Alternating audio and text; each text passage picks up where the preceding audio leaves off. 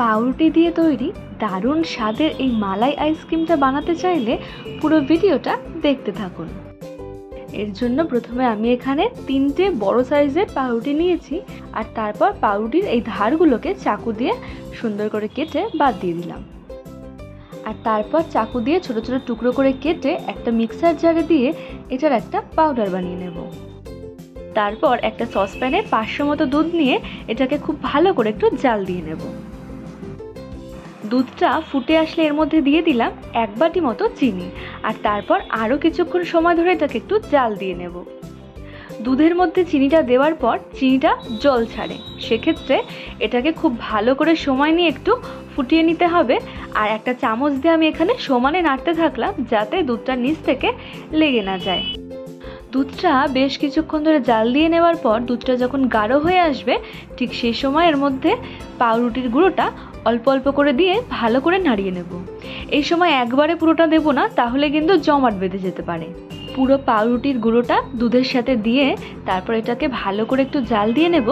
আর তারপর দুধের সাথে পাউরুটিটা যখন ভালোভাবে মিশে দুধটা আরও গাঢ় হয়ে যাবে ঠিক সেই সময় এটাকে নামিয়ে ভালোভাবে ঠান্ডা করে নেব। দুধ আর পাউরুটির মিশ্রণটা ঠান্ডা হয়ে গেলে একটা মিক্সার জারের মধ্যে এটা নিয়ে নিয়ে নেব 1 বাটি মতো মালাই। আমি এখানে বাড়ির দুধের মালাই ব্যবহার করেছি, আপনারা চাইলে ফ্রেশ ক্রিমও এখানে ব্যবহার করতে পারেন।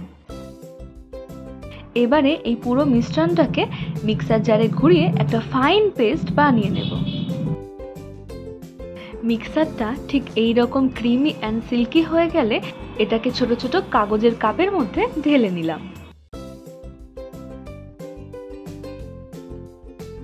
আর তারপর এরকম ছোট ছোট প্লাস্টিক আমি কাট করে নিয়েছি, সেটাকে এই কাপের উপর থেকে মুড়িয়ে একটা গার্ডার দিয়ে আটকে দিলাম। আপনারা চাইলে অবশ্যই এখানে ফয়েল পেপারও ব্যবহার করতে পারেন।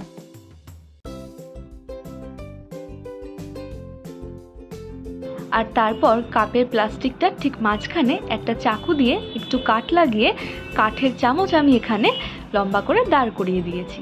আর তারপর এগুলোকে একটা ট্রের মধ্যে দিয়ে কমপক্ষে 6 থেকে 8 ঘন্টার জন্য ডিপ ফ্রিজে রেখে দেব।